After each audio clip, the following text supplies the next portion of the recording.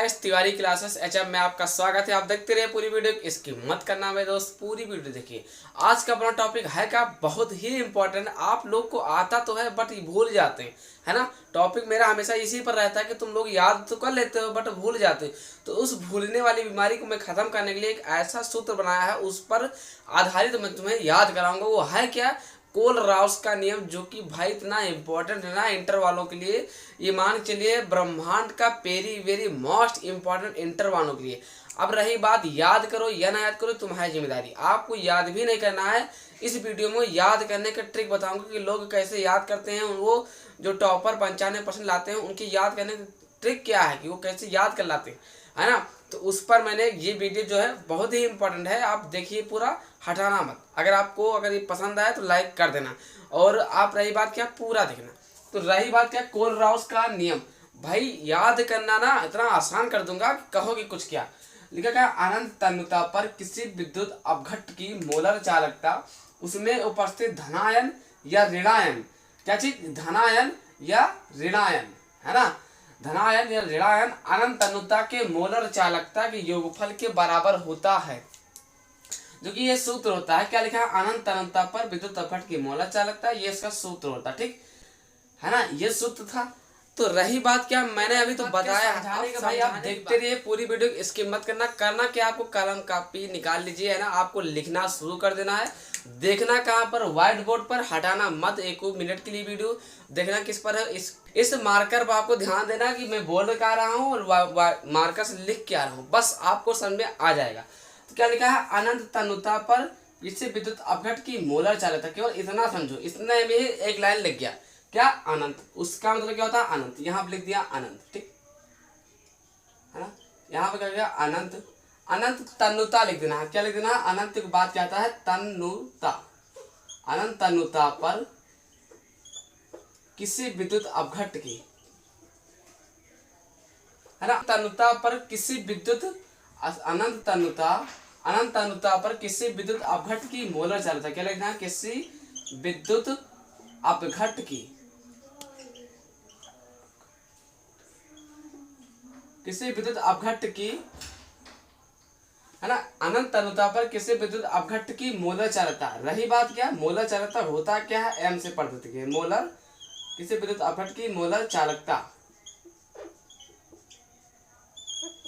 क्या मैंने क्या बताया? मोलर चालकता क्या होता है? एम से। इसका मतलब क्या होता है? इनफाइनाइट, जो कि मैथ में आप लोग पढ़ चुके हैं, अनंत बोलते हैं, ठीक। क्या हुआ? इतना लाइन इसी से क्या बन चुका? अनंत तन्यता पर किसी विद्युत अपघट्ट की मोलर चालकता उसमें उपस्थित, किसमें? उसमें उपस्थित, या इसमें लिख दिया, उसमें उपस्थित। ध्यान से देखना, अब बात ध्यान से। उसमें उपस्थित धनायन या ऋणायन, धनायन मतलब प्लस, तो क्या लिखा है? धनायन, ये लिख दे, है ना, धनायन। तो उसमें उपस्थित धनायन या, धनायन के बाद क्या लिखा है? ऋणायन, धनायन या ऋणायन।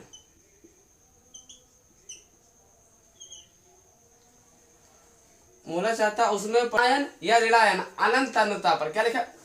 ध्यान से देखना, क्या लिखा? धनायन का मतलब होता है प्लस, मैंने प्लस यहाँ लिखा ना, या मतलब बीच में या चुका, या हो गया। ऋणायन मतलब माइनस। धनायन या ऋणायन अनंत तन्यता पर, किसके पर? ये दोनों क्या कॉमन ले लिया यहाँ पर? अनंत तन्यता। फिर एक बार, है ना, अनंत तन्यता पर, अनंत तन्यता मोलर चालकता के योगफल के बराबर होता है। किसके बराबर? अनंत तन्यता के मोलर चालकता के योगफल के बराबर होता है। किसके? मोलर मतलब एम का मतलब ये, अनंत तन्यता के मोलर चालकता के योगफल के बराबर होता है। वही लिखा हुआ है कि धनायन या ऋणायन अनंत तन्यता के मोलर चालकता के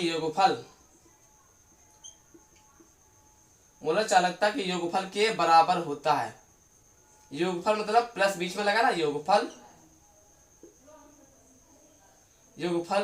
के बराबर होता है, ठीक। कहने का मतलब ये है दोस्तों कि ये दोनों प्लस में लिखा हुआ है ना, इन्हें के दोनों को मिला करके इसके बराबर होता है। ये दोनों क्या है, अनंत अनंतता पर विद्युत अपघट की मोलर चालकता की जो योगफल है उनके दोनों के बराबर। कहने तात्पर्य ये है जो दोनों लिखा है ना, ये दोनों इसके बराबर होते हैं, अर्थात कहते हैं कोलराउस का नियम कहते हैं। ठीक, यहाँ लिख देना है कोलराउस का नियम कहते हैं। ठीक, ये भी कंप्लीट कोलराउस का नियम कंप्लीट कोलराउस का नियम कहते हैं। इतना खत्म हो, ये क्या आपका है, ये सूत्र है। ठीक, इसी सूत्र से आपका इतना कंप्लीट हुआ।